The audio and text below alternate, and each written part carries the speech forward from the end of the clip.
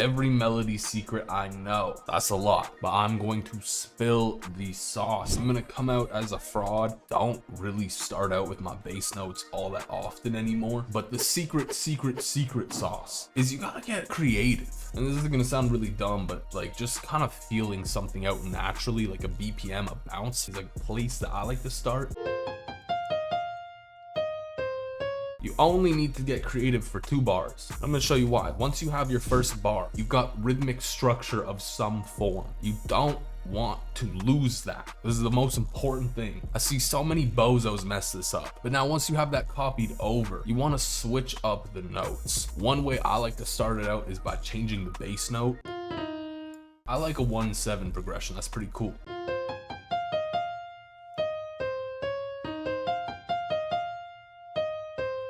And then I think from here, I'm just gonna keep progressing this. I'm gonna drop this down to 5, I guess. Just keep rinsing and repeating, and you've got a starting point.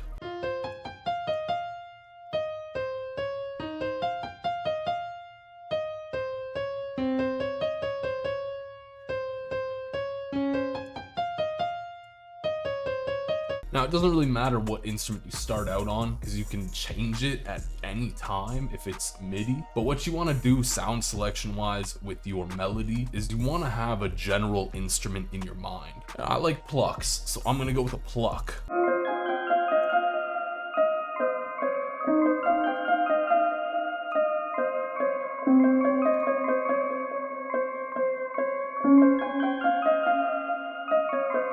I'm gonna lay the bass notes down as well because I want to add some depth to this instrument, and that is one thing that a lot of people don't really do. You want that nice juicy low end in your melody, but you don't want too much of it.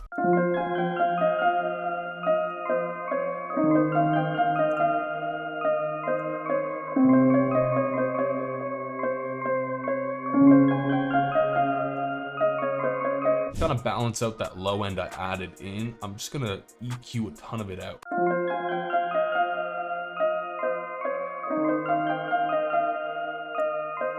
Now there's also some like painful high end frequencies. Don't be afraid to just cut out stuff that hurts.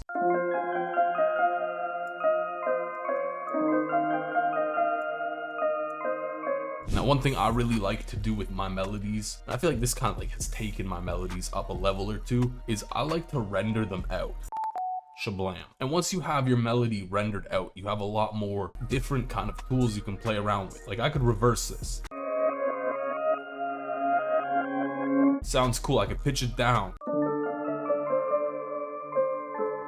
Still sounds cool. I could pitch it up.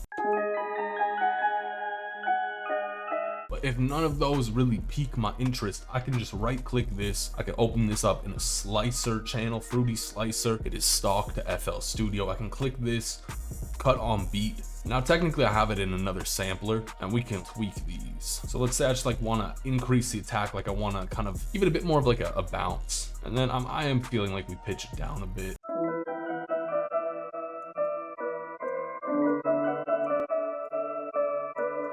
And you know what, just to give it kind of like a analog vibe, I'm gonna throw RC20 on there. What are we moving on to now, you may be asking? And what I like to do is I like to find like pad, a synth, a piano, something. You just want to get an idea down first. And I kind of like to get my chords down.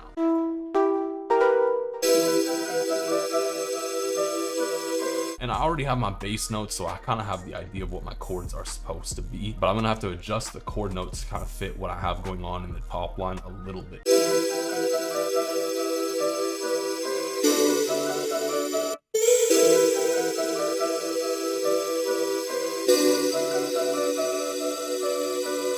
See, now this changed my progression. I have a 1-5-6 progression. This is in the chord, so it works.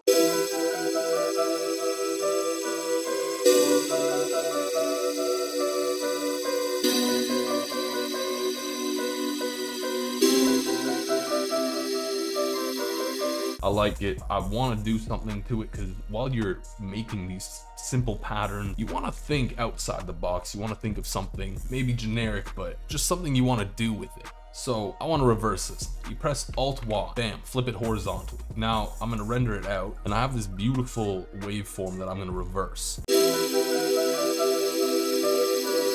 And this sounds pretty cool, but we need to mess around with it. So I have this gross beat bank that I made that I really personally like for my overgloom trap bundle. I'm gonna slap it on here.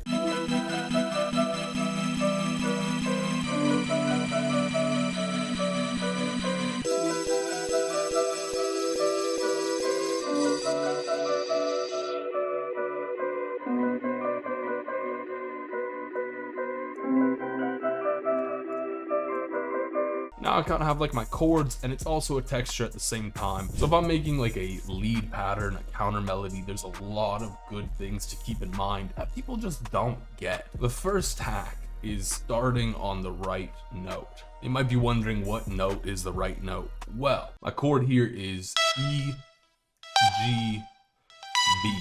Any of these notes will sound harmonious with the chord, but the fifth will usually sound good. And again, you just want to make like 1 or 2 bars, just freestyle something. Now you got your 1 bar, you don't even need 2. We'll get to the 2nd bar soon. Copy that over, right? So think of this in sections. So right now I have 4 sections and they're all the exact same thing. I want to have this repeat somewhere twice.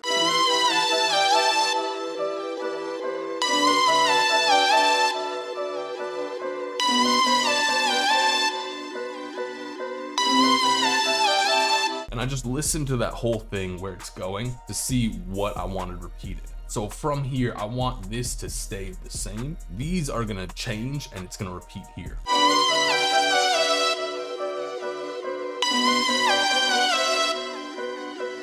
So now I have an A section, I've got my B section, I've got my other B section, and this is going to be my C section. So I need this to be different. I want this to be more energy.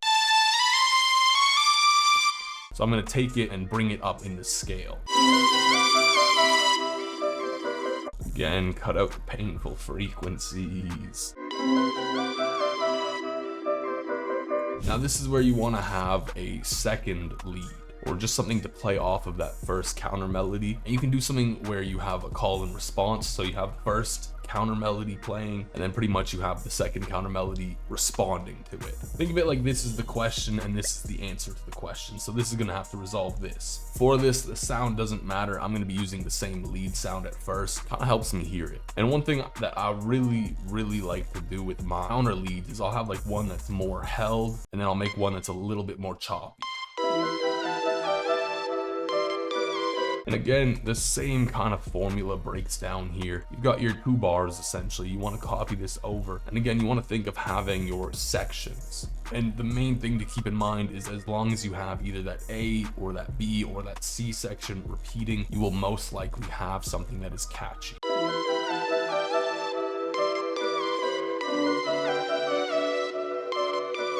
Now for this, I'm gonna have a different structure, so it's gonna be a little different.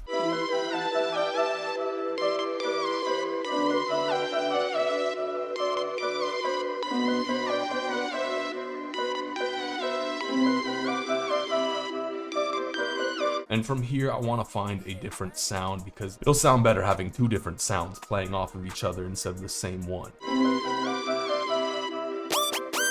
Sometimes while you're looking for sounds, you'll come across something that just sounds cool. What I like to do is I like to clone it, keep it for later. Maybe I don't use it, maybe I do.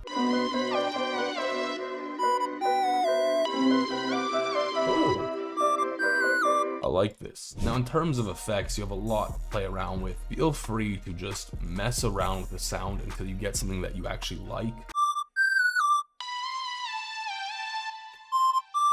Because one of the best ways that you're going to learn is just through experimentation.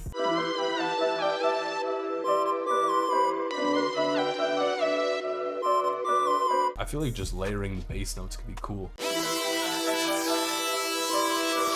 Okay, so here's the idea now. Because I like it, but I want it to sound more intense. I'm gonna slap some guitar rig on it.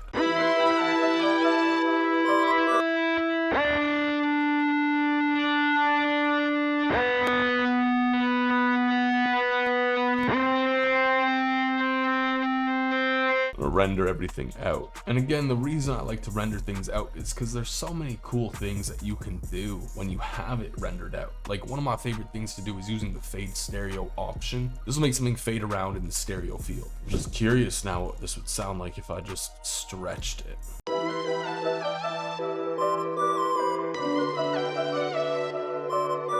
Things change while you are making your melodies, your beats, whatever. You can mess around with these things, like it's not set in stone, so play around with the tempo, find something you may like better. Now, one thing that you definitely should be doing to bring your entire melody more together, make it sound more glued, make it sound more professional, grab a good quality compressor. I like to use this tube compressor from UAD and just compress it a little bit.